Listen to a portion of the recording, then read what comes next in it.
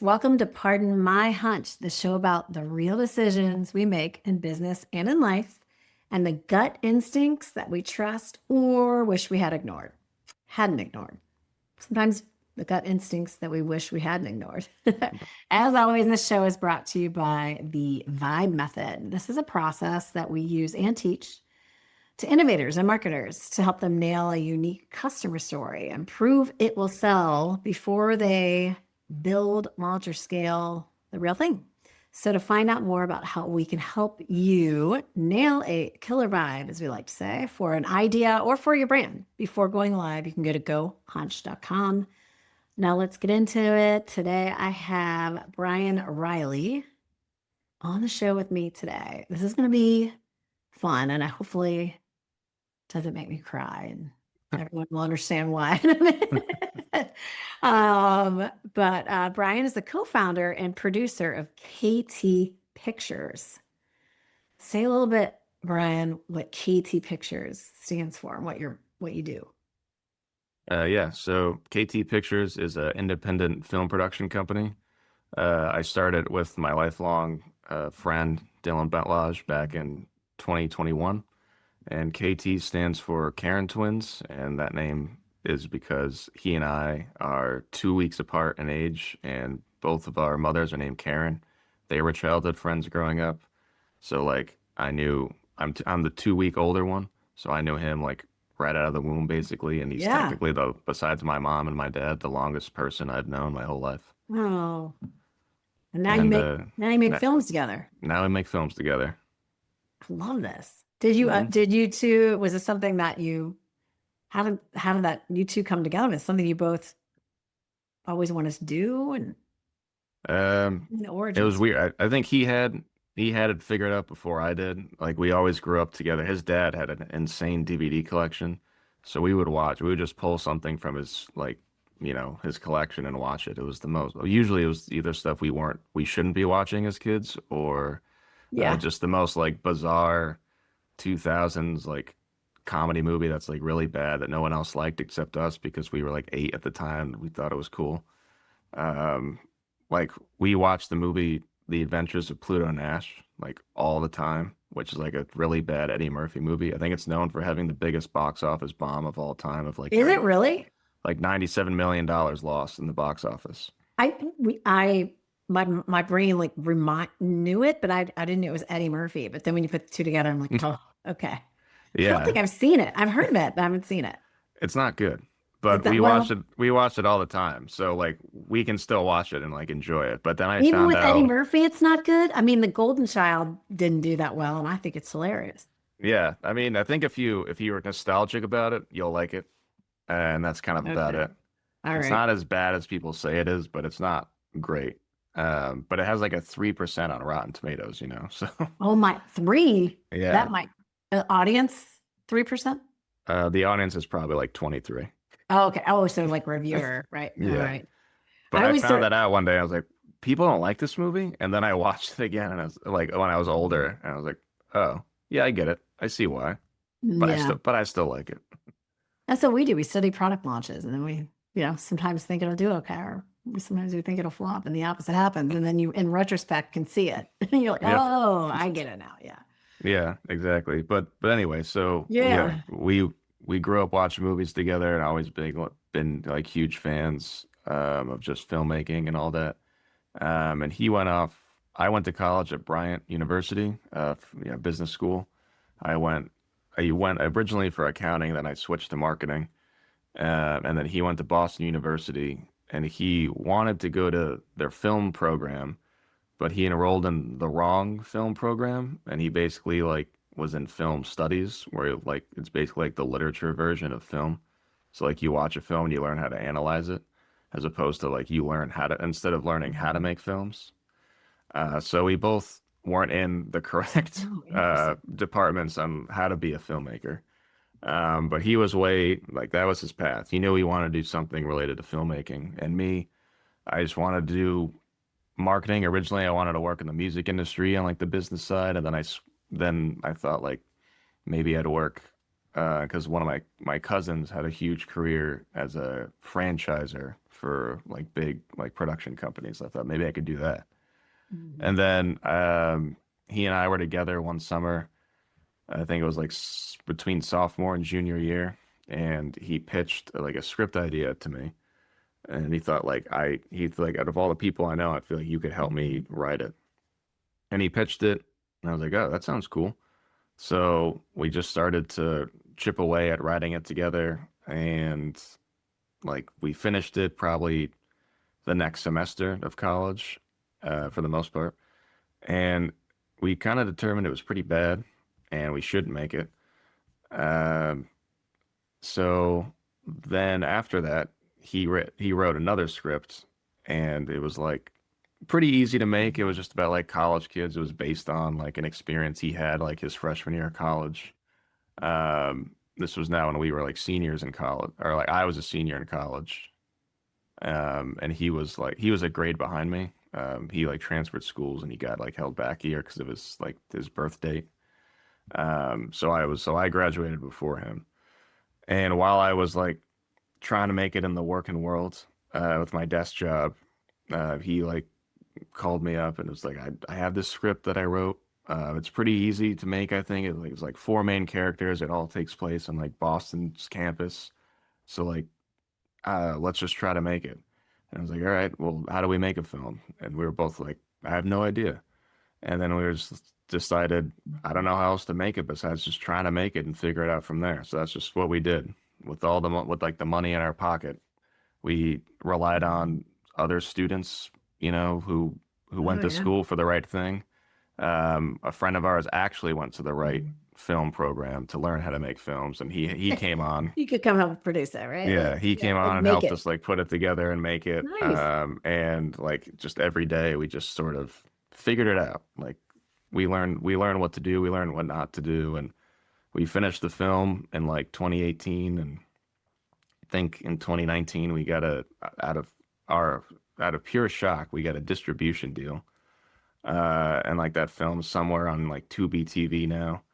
It's not a very good film, but for money out of your pocket college like feature film, like, I'm happy about it. I'm happy it happened because like being able to just kind of dive into it and like figure it out and still end up somewhat successful.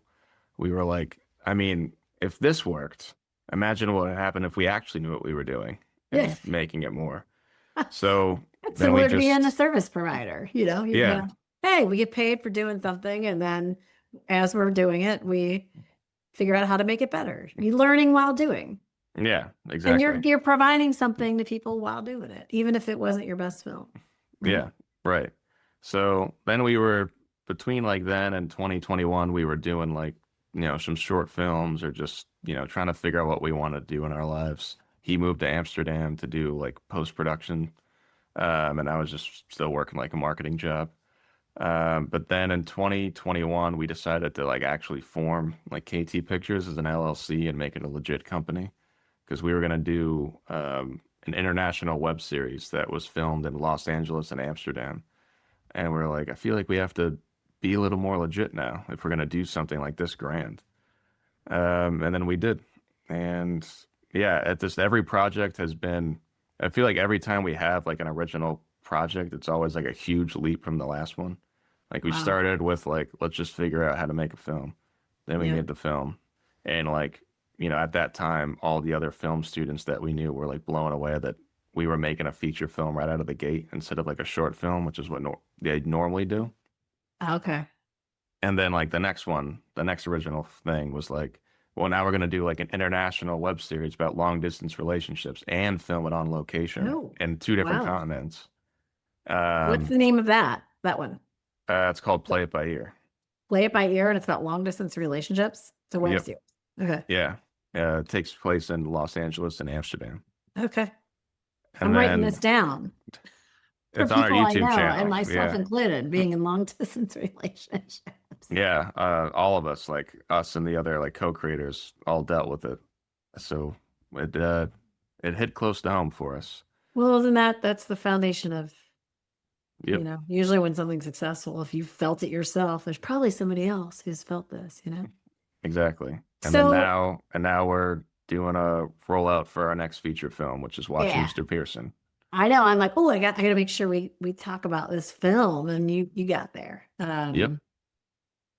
I just had to hear the backstory because it's so intriguing to me how you you started this with your friend, and then I didn't know anything else about it, so I had to hear it. I knew it would be, I knew it'd be good to hear it. Mhm. All right, so watching Mr. Pearson is the name of the film that you are currently as your.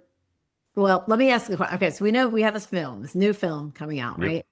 Um, what? Tell me, then you get back. You sort of like we always want to hear about when you've had to make a decision or a call with either making the movie or promoting it. Um, when you felt an instinct about something, you had to make a call. You had a hunch, and you're following it, and it's worked out, or you're not following. You didn't follow it. Some people talk, they didn't follow their gut on something, and then they've learned from it and wish they have it. Tell me about that. Honestly, the entire film, even from its origin, was an entire like gut feeling that was followed, like every step of the way. Because when the film, so there was this house in Guilford, Connecticut. It was like this beautiful like villa that's on like the Long Island Sound that we knew about. Like we had a connection there, and we knew one day we wanted to film something there. And the owners were like planning to sell it. We learned that like late 2023. So my partner, he's more of like a writer than I am. I'm mostly a producer and an editor. So I stay away from writing scripts most times. But he and another friend of ours that we work with, they just kind of like mobilized in like November. Like, we got to write a script. We got to like put something together. I've always had this idea about, that was like inspired by Sean Connery about how the idea of a old Hollywood actor who's like dealing with dementia or something similar is like reliving their life through their old movies. Because we learned that Sean Connery, not really secretly, but like behind closed doors, passed away due to dementia. Yeah. And just kind of thinking about like how does dealing with something like a disease like that work if you're like an actor? Could you get confused and like find yourself reliving your old roles or something like that? Thinking you are that character again. Um, so the two of them like made a script in like December. By December, I got a copy of it and I read it. And I was like, guys, it's looking pretty good. Um, and then like January, February of 2024, like we had basically a final copy that was like the fastest script that was ever like put together and being like, "Yeah, we just got to do it. We got to make it. It's gonna be like for $10,000 and we're just gonna like figure it out. It's gonna be super cheap and super fun." Uh, and then while we were trying to cast people for it, my partner Dylan had the idea to just reach out to agents of like bigger named actors, who were like known for being character actors and like recognizable like faces, maybe not recognizable names for the most part, because they think it would be fitting to have someone like that and like play this role. And then, much to his surprise, a lot of those agents got back to him with interest, and we're like, "Oh, maybe it's not a $10,000 movie anymore. Maybe we can bump it up a little bit." Um, so then we ended up getting a pretty well-known character actor to do it. He was on board. We had meetings with them. We made revisions to the script, like in his favor, to like complement more of his acting style or characters that he could Oh, yeah. play. And we were excited. Like, I can't believe it. Like, this is gonna help us like raise more money to make the film and everything. And now we have to do like a SAG film, like make it like with the Actors Union, which we'd never done before. And then Because he is a yeah, SAG. because Yeah. he's SAG and just Okay. making it more legit. Yeah. So again, it's just taking a huge leap. We're going from like relatively low budget films to like six figure like budgets and whatnot. What lured Brian? What do you think was what attracted him or lured him into wanting to do this? um, I honestly think it was just the concept, like the character, the idea of like because again, multiple actors had interest, um, but some were a little out of our budget range. Yeah. Um, but yeah, he said he loved the challenge. He said he would love to take this on and like play this role. I bet it was like it fascinated most of these actors. Um, and but when he first met with us, he said, "I'm here to tell you why I shouldn't be in it." But he also still wanted to be in it. What did he say? He just said like he just doesn't think he could do it, but he loved the idea and he loved the character and he really wanted the challenge of like playing the What role. was the challenge? What was It hard was just about like a character like I guess out of his range normally. He doesn't it? normally Okay. play like an old like, golden age Hollywood actor and playing like old 60s like 50s type movies. Well, and He's you also have to pretend, well, not pretend, you'll be acting yeah, that you have dementia. right. That Yeah, to me that too. seems like a challenge, that I'm, Right. now I This think guy about normally does like voice acting and it. like Okay. comedy roles. So this is a Oh, more wow. serious role for him. Yeah. He was Sam, up for the challenge, he though. was up for the chat. Yeah. Yeah. But then like a month, so based on that and based on his availability, we like scrambled a crew together with the help of another producer of ours. We, filled out the SAG stuff. We were planning to shoot. We were going to shoot in like April 2024. And then, oh wait, yeah, we originally were going to shoot in April. Then we're like, this feels too much. Let's push it to June. So we pushed it to June. And then I think around that April time, we were starting negotiations with his agent, and they responded and just said, he's dropped out. Uh, he thanks you for your time. And we were like, oh, well, we have a month and a half to shoot. What happened? And he's like, he just basically saying we didn't align creatively, even though we made the changes to the script for him and whatnot. I just think he probably had better gigs, and he probably really just didn't think he could do the role, so he Oh, quit. oh my God. And So that now really, what did you do? yeah, that pissed us off. I bet. So then we had to scramble. We were like, do we just call favors from people who don't owe us favors, who have like bigger name talent, and we just like give them a flat offer and just go from there, like to keep like that name recognition, like still tied to our film. And we started to do that. And then kind of like after we made that call and that connection, we were like, maybe not. Maybe this isn't a smart move. And then we remembered this actor named Hugo Armstrong, who was in a short film that Dylan and I saw at a film festival back in like 2023. And we were like blown away by him. We thought he was incredible. And we like followed him on Instagram some time ago, and we just kind of reached out to him. And we were like, "Hey, you want to read this script and see if it's of interest to you?" And he read it, and he called Dylan afterward and talked to him for like an hour about it, and just said how much he loved it and resonated with it, and like would really love the opportunity to play this character. He had no reservations about it whatsoever. Why didn't you So think about him to begin with? So why was Hugo not in your on it your just radar? he just wasn't a known name. And like Oh, okay. while we were doing this casting, we were specifically finding people who are like instantly recognizable, Got like it. Yeah, because you said that. we were trying to raise money, get Yeah. investors involved, and if Okay. you don't have like recognizable faces, sometimes they're like, I don't think so, because they don't think it'll make money. Hmm. But then he did. He sent an audition tape. I was on vacation at the time, but then I watched it once it came in, and literally like 30 seconds in, all of us were collectively like, he's perfect. This guy, I Also, you can't. dodged a bullet with Yeah, yeah, it I was was like like, a I can't see serendipity. anyone else playing like Robert, our main character. And My that worked gosh, out. it's so cliche, but you know that saying when one door closes, Yeah, the one, it's like it's true though. You don't realize what you're missing literally. until, yeah. Yeah, so we gave him the role, of course. And he honestly turned out to be one of the best people I've ever worked with. Honestly, Mm. the coolest guy I've ever met. He's just so down to earth and chill and like an incredible actor. I think he is the definition of your favorite actor's favorite actor. He's got good friendships and connections with other like well-known talent out there. Mhm. But he's just under the radar and but everyone loves him.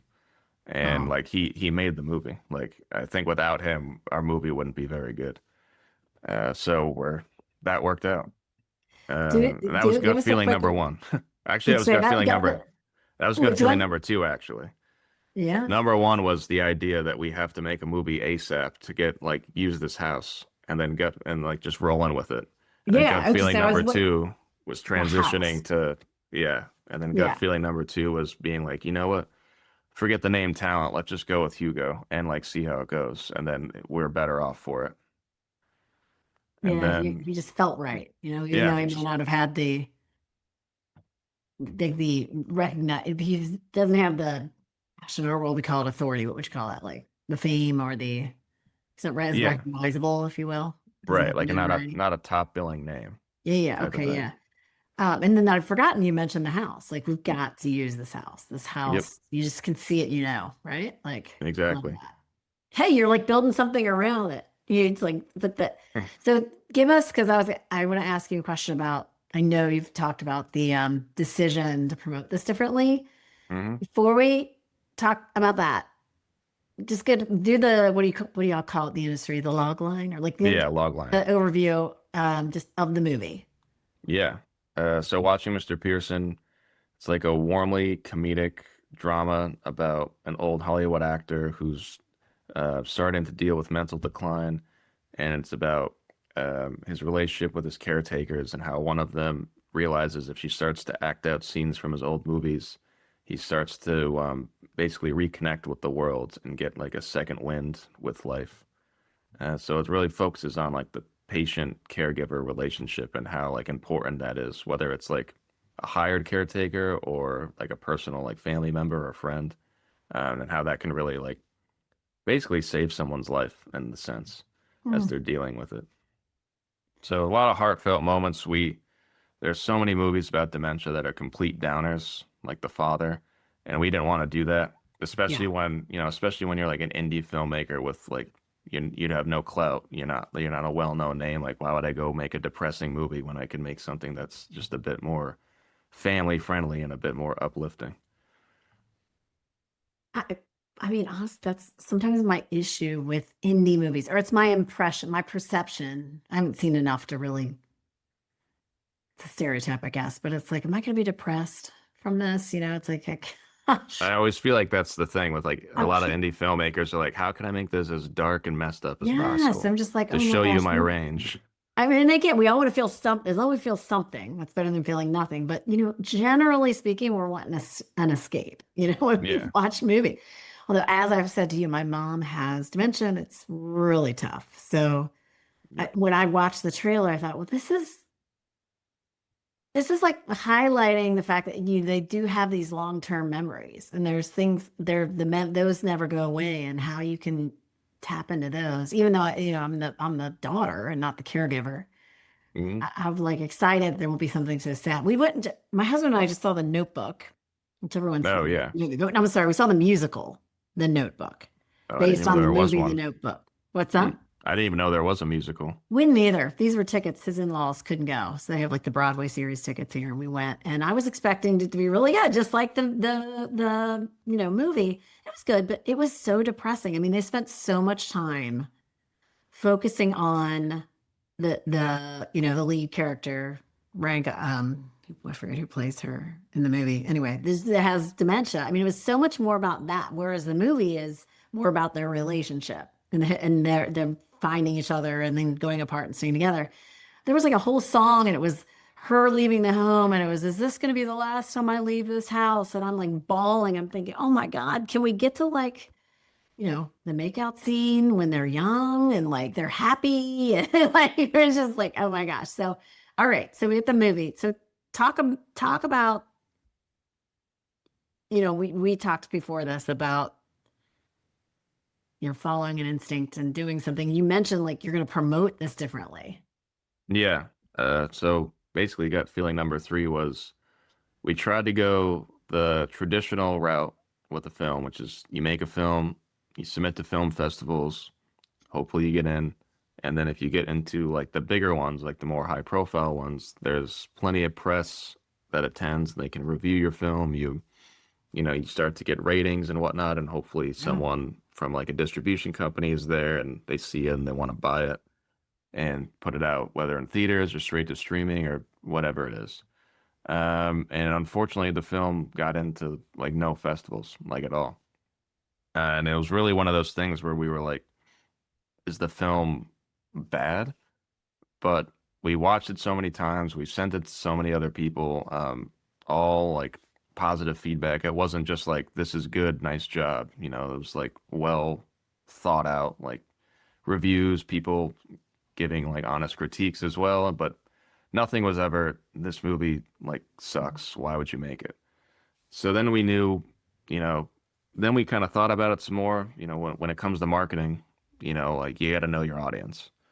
And as we sort of thought about like the frustrations we've been having with like our PR campaign and this festival run just not going our way, we thought about this probably just isn't a festival film.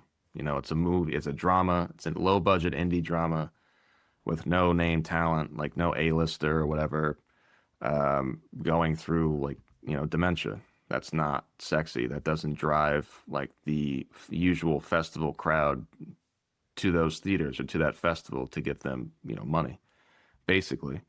It's not, and it's not a it's not a genre film like horror or action or whatever. So it's like we were just battling an uphill battle, and maybe if we had someone like Anthony Hopkins who was in The Father, maybe it'd be a different story. Yeah. But we chose Hugo for a reason because no one else could play this character as well as he could. Um, so then we thought, well, just because it's not getting into festivals doesn't mean this is the end. Like, it doesn't mean we have to just upload it to like YouTube or something, or just like upload it to iTunes or Amazon for people to rent and just like hope to God they see the vision and like buy it from like, you know, buy it. Um, and then we learn about the idea of, you know, hiring just someone who does theatrical booking, um, and help like specifically for independent films. So then we thought, well, what if we just did that? What if we just did it ourselves rather than wait for a distributor to come back to us and probably give us like a crap deal? We can just take it in our own hands, more or less receive majority of the money, from it, and just basically like it was basically like going into pre-production again, where like you have to wrangle your team, like vet people, like hire like your crew to help you like push this movie out into theaters. And we hired this guy in Toronto named Rye Levy, and he's kick ass. I get 100 emails a day from him of just reaching out to people, like reaching out to Wow. like other theaters, reaching out to like people who are like who could be a relevant audience to the film, who like work at like senior living organizations Yeah. or like nursing like students or other businesses. And he just reaches out and helps promote. I mean, I do the same. Like Dylan and I are two people who we can't stay on the sidelines. We have to be as involved as we possibly can. So like we all share the wealth on like the work. But you know, we started doing it and we didn't think it would go that well, you know, because like you're coming to a theater with a movie that you want played. And I was just for clarification for oh those of yeah. us not in the industry. I think I'm getting it now, but the theatrical, somebody who does theatrical bookings, Oh yeah, sorry. just Yeah. explain that. No, it's okay. He reaches out, he finds the theaters, like the movie Yeah. theaters that he thinks we should play at. And Okay. he bases it off location. Oh, And like thinking like what markets we might do pretty well in. and So it's used for this purpose for films or yeah, I, just for I heard the films. word theater and I was thinking somebody who books like live theater. Oh, I mean, he could. I don't know. Yeah. Yeah. But yeah, for movie theaters specifically. Got it. So um, and also specifically local independent theaters, not like chains, not like an AMC, like something He goes that, direct. He goes right. direct to the theater Yeah. or you on your behalf to try to get them to Yep. Just like have a play, like air it, to be interested in screening it at least once. And screening it. Okay. How common is that for like, is that that's outside the norm of how yeah, not how a very, theater would make a decision to screen something? Usually comes from a yeah, not very distributor. common. Usually it's Okay. like the big studios, like a Yeah. Paramount, Okay. will just like send them like the movie and be like, you're playing this for like 8 weeks, deal with it. And then they're Okay. like, all right, I'll deal with it. Um, so he reached out individually. Most cases, Dylan and I would meet with these managers of these theaters and talk about what the movie is, our idea for it, wanting to do like a Q&A afterward where like one or two of us are on stage after the movie plays and like answer questions and talk about the movie and just try to make it a more like community driven event rather than just like buy a ticket and see my movie. Yeah, it's like Sundance, but in your local theater. Exactly. I've been to Yeah. Sundance and that like they come up now. There's like a panel afterwards with the actors and the Yep. director. Yeah, exactly that. So we can go to Uh, something here. That in itself would be, I think, alluring for people in the community. Like, and yep. the person who made the movie is going to be here, and Right, exactly. So that's what we've been trying to do, especially like help independent theaters, because the theater yeah, industry, it always seems like it's going downhill ever since, COVID. So like trying to, specifically target independent ones that are in the same boat as us, where they have their community, um, and they want to like keep it afloat and give them interesting, unique opportunities. And this film like fits that bill because for the most part, it's probably the only theater in the general area that's going to be playing it. And there's a Q&A with the filmmakers, and especially in places like Connecticut. It's appealing because we're from Connecticut and we filmed in yeah, Connecticut. And yeah. then in places like Massachusetts, we're currently in Massachusetts, and our entire crew is based in Massachusetts as well. So we do, I mean, let's see, we're in Connecticut, Massachusetts, New York, LA, San Francisco, New Mexico, New Orleans, and Virginia and Delaware. And with so a good chunk of states, a good chunk of like popular like cities as well. And like we're just getting started. We're trying to do this at least until July. So we have more places we want to add. Okay, And Cincinnati. Let's add that to the yeah, list. that it's on there. Sesame. Whatever. If there's a local theater and a market for it, we'll probably be there. There's going to be someone to help you. Um, like with all of my experience in the industry. No, just that, like I was about to They say, don't your need to be marketer film has shown. people. They just need to be people who want to go see a Yeah, movie. I just got to gather some people, right? Like find a theater. Exactly. Your marketer is showing. I swear, when you were saying, I felt myself like, no, don't interrupt him. That I was really excited when you were talking about essentially what's in it for the theater. Like, well, like I can Yeah. help them create this event, and Yep. they need to attract people back to the indie theater again, and And especially with the way that we like oh, have the sort of like deal with them. You can either four wall a theater, which is you pay like a rental fee, and then like the good thing about that is you can set the price yourself and you keep 100% of the profits. The bad thing is you have to pay up front and that's all on you basically to promote it. And pretty much every single theater except one has been the opposite, which is like a 50-50 split. So like we split 50-50 each ticket sale. So it benefits them to want to promote it to their yeah, community rather than just us doing it. yeah, So like we help kind of like them. work together in a way to Yeah. just make sure that people know this movie and want to go see this movie. I love that, like reciprocity, obviously. So important in terms of getting people to want to do something, right? I mean, Yep. could you have like I always feel like you could have the Alzheimer's, like the local chapter involved somehow, I mean, and Yeah, we've been working on that. We've been trying okay. to I'm get like thinking something. of idea, again, it's so personal for me with my mom, being in it, and also I love movies. Yeah. Grassroots. I love it. I mean, like I said, when we Very first, grassroots. yeah, well, We spent a weekend in Connecticut canvassing. Like we had postcards and posters and bar coasters for the movie, and going to local businesses and just passing them out. oh man, We did it in hustling. Massachusetts as well. Yeah, there was a then also getting like press, trying to get articles and interviews written about us as well. But it's been fun. Well, again, like sometimes you try to go the route that feels like the right route, but that route was probably never right for you to begin with. And so luckily they turned you to, I mean, seriously, so like Yep. the more grassroots, start small, go local, those things that, honestly, like in my world of product innovation, like most big successful brand story, like if you go back to the very beginning of how they started, there is a story about someone who didn't try to put it right into a big retailer.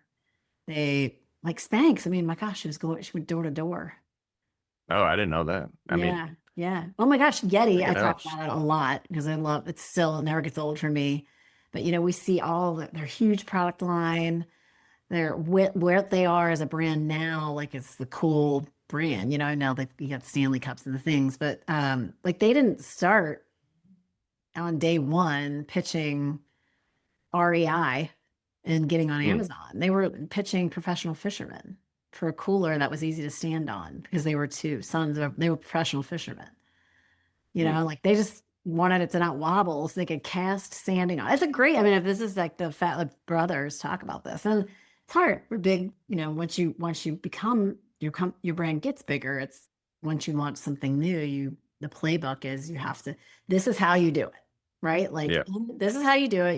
You get into the film festival and then that gets you noticed by distributors, and then hopefully you get some reviews, and then you go from there. And it's like, well, what if we try it this way? It's more like going direct, starting small. I love it. I'm so excited Hmm. for you. Yeah, even if we sell 5 tickets in each theater, we know that we did like the right thing, and it was the Oh, best decision for them. We haven't. We've sold much more than that so far. that Which, was me. My last question, like, yeah, how's it working out so far? so far so good.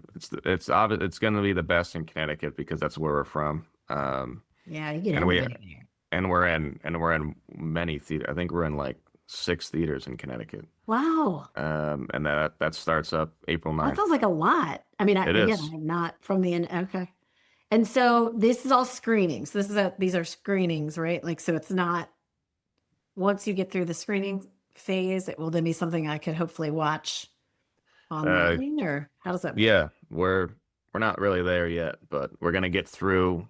We're hoping, the theatrical run successful. Once we kind of get through April, we're gonna start looking at adding more like theaters and cities. We want to get a gauge on how successful it's going and what the press is looking like.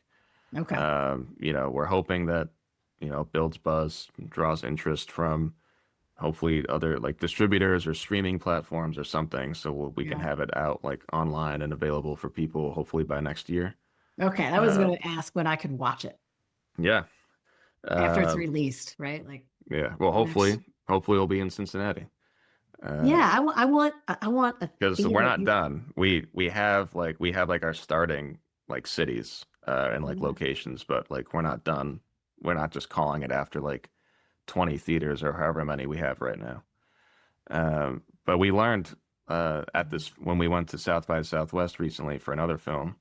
We went to a handful of panels with other, way more established producers, and most of them basically gave us a reassurance that like what we're doing is like the right move, and there's basically a recommendation that they had for filmmakers, and we're already ahead of the game. And we talked to them, and they're like, "You're doing the right thing." And even a more established like documentarian, he had the same problem, except he got into a festival. He got into South by Southwest last 2 years ago for his movie Secret Mall Apartment. And despite being in there, despite it being his like third film in this huge festival, there was no buyers who wanted to buy the movie. So he did exactly what we did. He gathered a team together and self-released it in multiple theaters and made a bunch of money. And then Netflix came crawling back to him and be like, we'd like your film." Yeah. Let the big distributor come back later once you can show. Oh Yeah. my gosh. Well, I can't wait to see it. Um, I wish you huge success. It's very exciting. And thank you Thank for you. being on today and talking about this. Honestly, like I told you, when we first met, like we are a lot of our clients and our audience are more, traditional marketing or, traditional products, I should say. Marketing those products or launching new ideas, and the parallels are amazing though. Like this, I mean, it how is a can we product start we're small? launching. What's Yeah. that? It is a product that we're launching. It's a Ev- product, yeah, exactly. every new It's film. a film, right? Like it's a Yep. unique spin. It's a unique break from, from tangible products and that sort of thing. So thank you for being on the show. What's the best way for someone to get in touch with you or learn more about Uh, you AT? can you can visit my website, ktpictures.com, or email me at brian@ktpictures.com. Brian at Uh, ktpictures.com. Okay. and all the show times and trailer information for Watching Mr. Pearson's on its own website, watchingmrpearson.com. Um, Perfect. that's about it. Yeah. All right. Well, as a reminder to everybody listening, the show is brought to you by the Vibe Method, which is a process that we use and teach innovators and marketers to help them nail a unique customer story and prove that that story will sell before they ever build, scale, or launch.